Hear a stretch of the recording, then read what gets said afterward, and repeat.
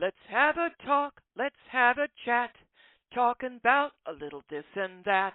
Hello and welcome to This and That. I am your host, Mary Easterling, and today we are going to wind up the Storm Trilogy from Bob Neumann, the Neumann Storm Trilogy, with the anatomy of a storm.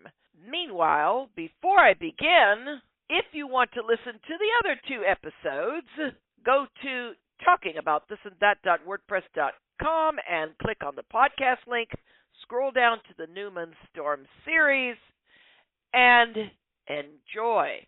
Today, we speak of quote-unquote storm in many ways. It is a word that brings to mind many different things.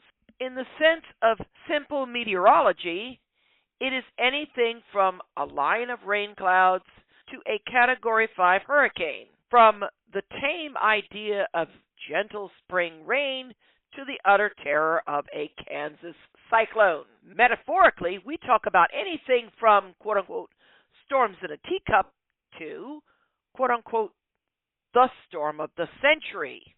Sometimes we look at alterations in our social, spiritual, or personal existence as a quote-unquote storm. Maybe our loose translation and utilization of the word quote-unquote storm has desensitized us to its original concept. Just maybe it has been planned that way. Quote-unquote words are merely a way to communicate, to express ideas in a concise manner that eliminates error. In our modern vernacular, quote-unquote storm tends to be rather inclusive, but not so to early man. Plainly speaking, in ancient times, the concept of quote-unquote a storm was of terrifying complications to a life, precarious at best. Simply defined, a storm was any cataclysmic alteration in daily events. Flood, fire, earthquake were unforeseen events that came out of nowhere, bringing pain and suffering. To the ancient superstitions of early man, the ultimate terror of a thunderstorm was not in the area of meteorological pyrotechnics. In the simplicity of their rudimentary thinking, a rolling peal of thunder was in reality pure theophany, the voice of the gods, and the lightning was an instrument of wrath. Simple wisdom said, quote-unquote, watch the sky.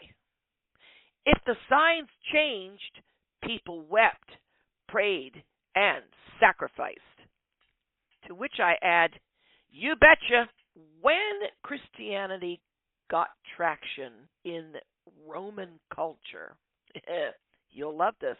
I took a course and I was gobsmacked to find this out. Christians were considered paganos, pagans, irreligious people, because the Romans had a god for absolutely everything in their lives. They had a father who would have his wife go through the ritual to have the son who would be named the heir of the house. Said son would be trained in the religion of the father's gods, the ancestral gods of his family. And we wonder why some people get really deep and talk about breaking ancestral curses. You wonder, don't you? They even had something called the Peace of the Gods. If your culture in your cities did the things, the religious thing, worked with the priests of the different deities, your culture, your city, your armies, your safety, your society would be kept by its God because we made them happy. Christians were told, don't do all that. That's false. That's not me. That's not God. I'm not in that. Come over to me. Do things for me. Please me, says the living God. Come to me through Christ, etc., etc., Holy Spirit, etc., etc. And instantly, sons dropped their ancestral deities threw all of the icons and all of the death masks of their ancestors out the door, and their houses were marked as not normal, aberrant. Do you understand what I'm saying? This was Rome. This is what got Christians caught and killed in the arena. So yes, as Bob says, if the signs changed, the people wept, prayed, and sacrificed. The Christians did too, but not to the gods of the Romans or the Greeks. I mean, after all, where do you think the Romans got their ideologies for all these gods and all their religiousness? They got it from the Greeks. The Greeks were the original deists. They had a god for everything. Pantheists. Bob writes, so man looked to the sky and learned the signs and the seasons. They were quick to mark the patterns of their world. As each season changed, it brought the memories of previous times. So man learned to put aside for the winter, to move to high ground when the spring floods arose. Nature could be marked by the movement of the stars in the heavens, and the angle of the sun and the phases of the moon. In my last episode, I talked about that. Go take a listen, talking about this and that.wordpress.com, clicking on the podcast link and going to episode 2 of the Storm series. Bob writes, this was raw data based on experience, and experience leads to knowledge, from which wisdom emerges, and wisdom is power. I'm going to say that again. Everybody says knowledge is power. From knowledge, wisdom can emerge. It is wisdom, especially wisdom given by God, that's the real power. Bob writes, in this scenario, wisdom allowed man to prosper and live in harmony with his environment until the unforeseen, the cataclysmic hand of nature struck without warning, without mercy. Such is the quote-unquote storm. The storm, a sudden disruption of the fabric of society, whether by nature caused or spawned by the will of man, tend to follow a chain of exacting events, each growing like links on a chain that lead from the level of severe discomfort and inconvenience to racial/tribal extinction. Mankind has always had a good reason to fear the storm. Call it self-preservation. The concept of catastrophic can be seen in many areas. That which might be anticipated: spring floods, summer drought, winter blizzards. By the way, all of which have been happening. A hurricane hit where it wasn't supposed to and added to a spring flood. Those people are still living in tents. A summer drought spawned forest fires and some very rude winds of grace that just took off with hurricane force. It turned those fires into a firestorm. Oh, it's been all over the news. Cali, can you help? Can you help them? Please help them. Even the very rich and the movie stars have lost at least one resident. And let's see, winter blizzard. I am recording this February of 2025. I just finished watching the news. Do you know what's all over the news besides plane wrecks? There's another storm for you, storm of planes wrecking. Blizzards! An atmospheric river that goes from here and ends up over there. But it's mixed with a flow of cold. My goodness, it's getting chilly up north this year. I thought there was something called global warming. What happened to that? Oh, wait, it's winter. Wait till summer comes. Then you'll find out where the global warming went to.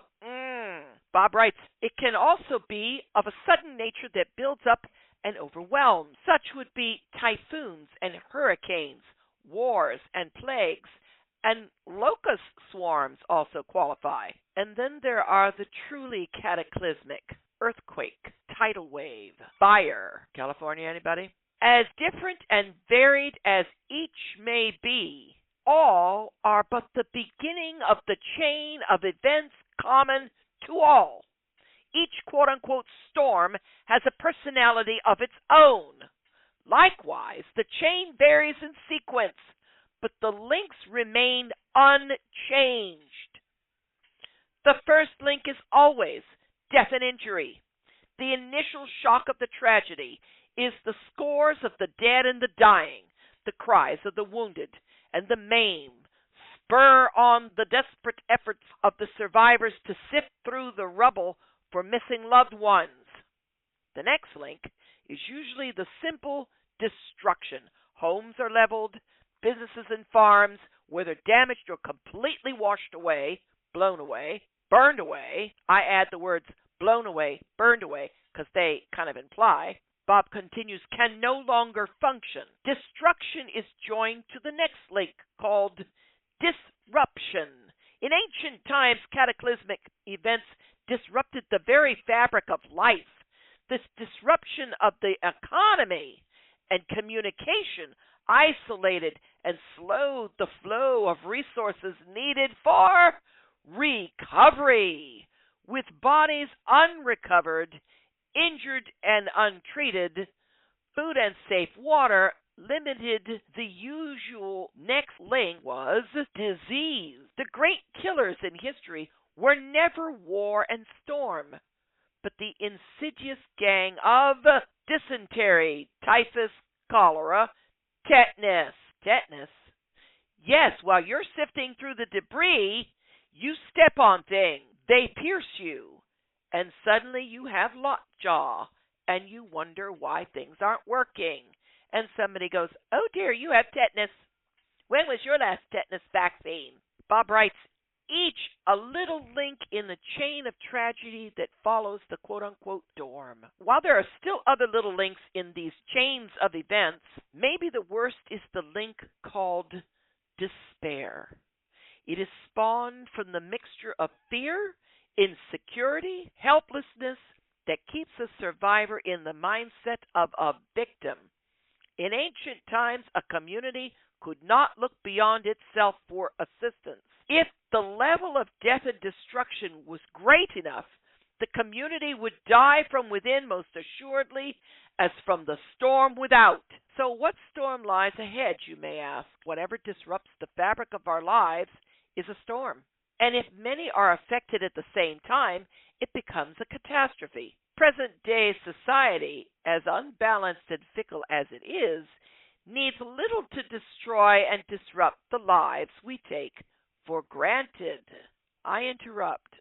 Anybody who's watching TV, keep watching TV. Keep your eyes on the highest office of the land. Watch all that is being said, all that is being done. It is an antichrist scenario to this nation, to this church. But the players, oh, that's the surprise. Keep watching, because nothing is as it seems. Nothing at all.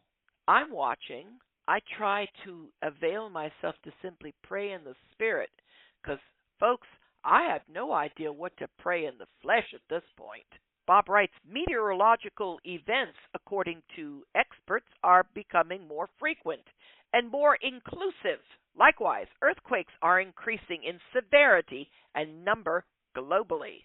More wars and acts of terrorism are daily covered by the media. Insert, you are aware, and I need to correct something. This was all written during the Clinton era. This isn't even the year 2000, folks. When was Bill Clinton in office? When was the big brouhaha over Hillary? Of course, if you want to go towards the Hillary-Obama election, I don't know.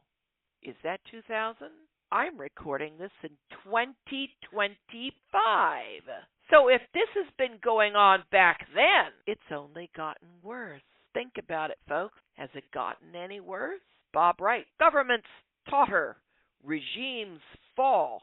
Civil and cultural unrest more often lead to violent international economic uncertainty. Inflation, market downturns are new quote-unquote storms we should consider. Remember 1929 and what followed. Oh, geez, Bob, thanks. No, I don't want to remember what 1999...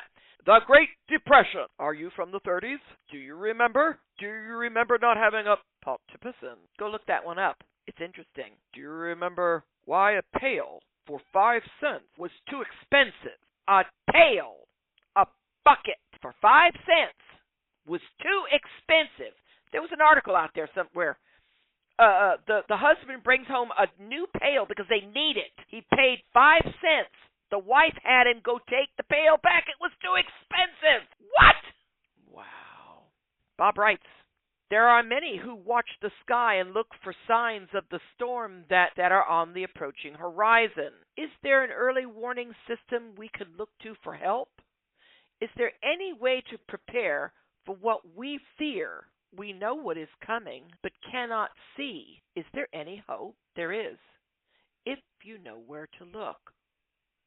This brings us to the end of the Storm series. We still have to cover Neumann's The Funnel of Time and Neumann's Forge series, but there's also something included with the Storm series called the Veil of Perception. However, I might have something to present before I do that, or afterwards.